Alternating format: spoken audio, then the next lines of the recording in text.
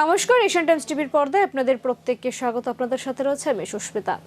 আগামী 12 এপ্রিল অনুষ্ঠিত হওয়া আসন্ন এডিসি নির্বাচন নিয়ে খোয়াই মহকুমার প্রতিনিধি প্রসেনজিতের কাছ থেকে খোয়াই নির্বাচনী এলাকাগুলো রামচন্দ্রঘাট এবং আশারামবাড়ি হালালি এলাকায় নির্বাচনের যে প্রস্তুতি রয়েছে সেই সম্পর্কে বিস্তারিত জেনে নেব আমাদের প্রতিনিধি প্রসেনজিতের কাছ থেকে। প্রসেনজিৎ, তুমি কি শুনতে পাচ্ছ? হ্যাঁ বলুন। প্রসেনজিৎ, রামচন্দ্রঘাট এবং হালহালি আশারামবাড়ি এলাকায় নির্বাচনের আর মাত্র 48 ঘন্টা বাকি। এই মুহূর্তে সেখানে সাধারণ ভোটারদের মধ্যে কতটা উৎসাহ এবং রাজনৈতিক দলগুলোর তৎপরতা কেমন লক্ষ্য করছো? এবার কিন্তু এই খোয়াই মহকুমার দুইটি কেন্দ্রের মধ্যে এডিসি নির্বাচন কিন্তু পঞ্চমুখী লড়াই। হ্যালো, আচ্ছা বলুন। হ্যাঁ, এবার প্রতিদ্বন্দ্বিতা রয়েছে শাসক বিজেপি, তীব্রামথা, সিপিআইএম, কংগ্রেস এবং এই আপনার আইপিএফটি। এই পাঁচমুখী লড়াই হবে, অনুষ্ঠিত হবে। এখানে ভোটের প্রচার শুরু হতেই সমস্ত দল ময়দানে ঝাঁপিয়ে পড়েছে। সমস্ত দলেরই প্রচার আমরা লক্ষ্য করতে পেরেছি।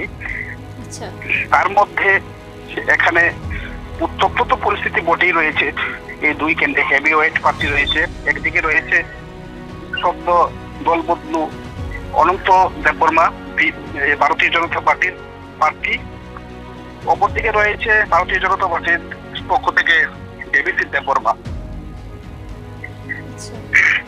হ্যালো, শুনতে পাচ্ছেন আমার কথা? হ্যাঁ শুনতে পাচ্ছি। আচ্ছা, আমরা জানি রামচন্দ্রঘাট এবং আশারামবাড়ি আসন দুটো রাজনৈতিকভাবে অত্যন্ত গুরুত্বপূর্ণ। শেষ মুহূর্তের প্রচারণায় হেভিওয়েট প্রার্থীদের কোন কোন বিষয়ের উপর বেশি জোর দিতে দেখা গেল বা আপনি শাসক দল রাজ্যের যে উন্নয়ন, এডিসি এলাকার উন্নয়ন নিয়ে প্রতিটা বাড়িতে যাচ্ছে ভোট প্রচারে। এদিকে তীব্রামথা যাচ্ছে তাদের নেদারল্যান্ড সহ বিভিন্ন দাবি দাবা নিয়ে। এখনো বলাও মুশকিল মানে কার ঝুলিতে এই দুইটি আসন রয়েছে।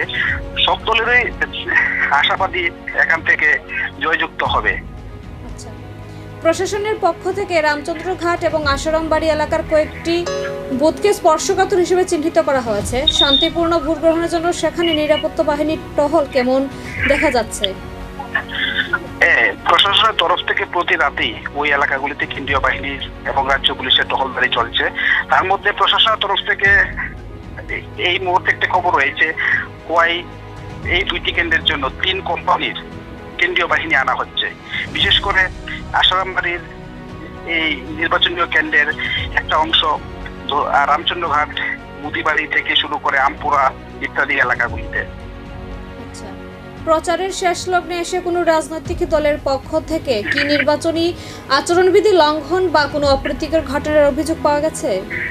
এরকম অভিযোগ পাওয়া যায়নি এখন পর্যন্ত। এই নিয়ে তীব্রামথার তরফ থেকে এবং বিজেপির তরফ থেকে একাধিক অভিযোগ করা হয়েছে, বিশেষ করে নতুন থানা ফাইজালবাড়িতে, এমনকি চাম্পাওয়া থানা তো কয়েকটা অভিযোগ রয়েছে।